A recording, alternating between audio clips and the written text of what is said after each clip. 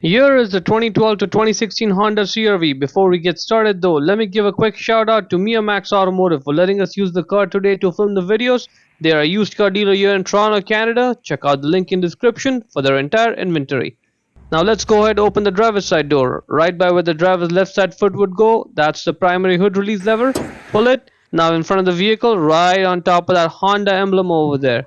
On the left side, put one finger in there and then push it right. Like that. Push it right and lift up the hood at the same time. This hood requires a prop rod to stay in place, so grab the rod.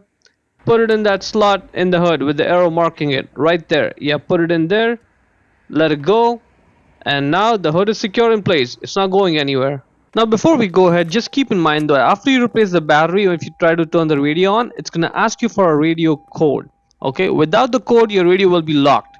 So just keep that in mind. And where do you find the code? For that, open up the glove box. Get your owner's manual out. I'll show you where to find it. It's going to be a 5-digit code. Over here it's 45666. If you don't have it over here, you can go on the Honda website or you can contact your local Honda dealer to get that code from your VIN number. They'll use the VIN number and give you the code. Now in front of the vehicle, that's the battery right there. You will need a 10mm wrench or a 10mm socket ratchet combination. Now make sure it's a deep socket. It's not a short 10mm socket like this one. This short one won't work. Get a deep one, like a long one. Now first we'll take that negative terminal off. So just get the socket ratchet combination or the wrench and just loosen it a little bit. You want to loosen it just enough that you can wiggle it and get that connector off the battery terminal. That is good. Now we'll repeat this process for the positive terminal. Again, same process, just loosen it and then wiggle the connector off the positive battery terminal. Yep, that is off. Now we need to undo that one nut over there, because what happens is after we undo it, we just have to loosen it. We don't have to undo it completely, just loosen it enough that we'll get that rod and the hook end of the rod out of the hole.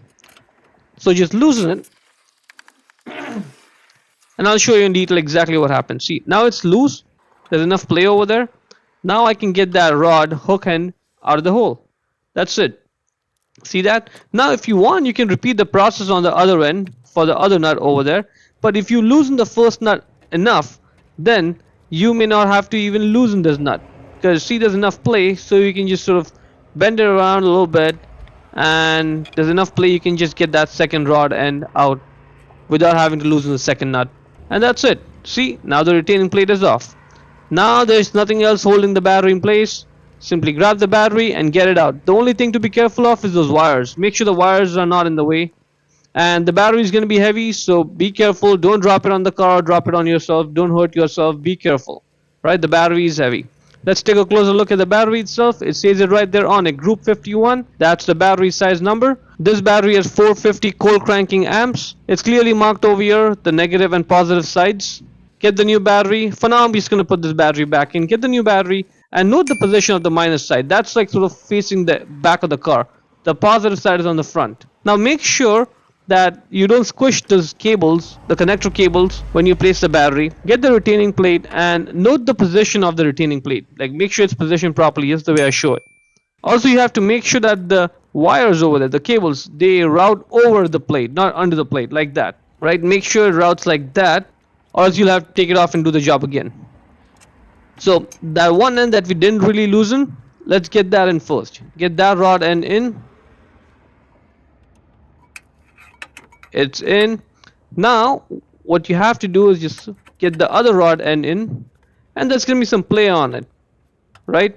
So while you're tightening this down, apply some pressure from underneath with one finger right there. Okay, that's gonna keep the rod from moving around while you're tightening it up. Right, just keep one finger and apply the pressure from downward from below. Tighten it up. That's good. The battery is not going anywhere. That is looking good. Let's put the positive terminal, like the positive wire, back on the positive terminal. Make sure it's in all the way and tighten that up. We have to make sure it's not moving, right? It's so that it's a good connection, doesn't get loose over time. That is good. Repeat the process for the negative one. And now if you're on the side of the road, you're just trying to get back on the road, you don't really have to clean off those blue deposits from the connector, but it's a good idea to do it. Get a wire brush and clean up those blue deposits and then put the cable back on. Just leads to a better connection. Put that in all the way, tighten it up. That's not moving, so that's good. Let's put the cable on like that. Press it down. Do it for the other side too. Mine was kind of broken, so I did what I could over here. And that's it. Let's try it out now. Put the key in accessory, not on, just accessory. Let's get the radio figured out. See now the radio, I'm gonna press on. It's gonna ask me for my radio code. We know what the code is. It's 45666. So use those radio buttons over there. 45666. See what happens? Radio's on. Now let's turn the engine on. See what happens. All right. Okay, the car starts, no warning lights, no nothing, everything is looking good, and see, that's it, we're done. In order to close the hood, first push it, get the load off the prop rod, get it out of the slot over there, put the prop rod back in its place, secure it, lower the hood, and slam it shut. Hope you found the video useful.